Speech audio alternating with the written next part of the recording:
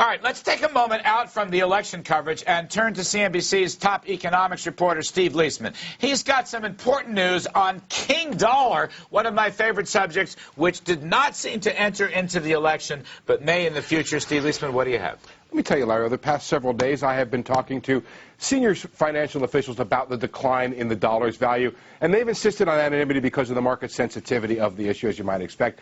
They say they have not been particularly concerned about the decline in the greenback, seeing it mostly as a retracement from the strength from the panic when investors piled into the dollar. And that, they say, is a very recent sign of confidence in the currency. They point out that the United States has had surprisingly little trouble placing its debt, which has been routinely oversubscribed by healthy levels. Officials add that foreign participation remains strong, and they hear little concern about the dollar from market participants. They also observe that the dollar's decline has been orderly. In any event, because trade is not as big a part of the U.S. economy as it is in other nations, they see the inflationary effects of the dollar's decline as modest.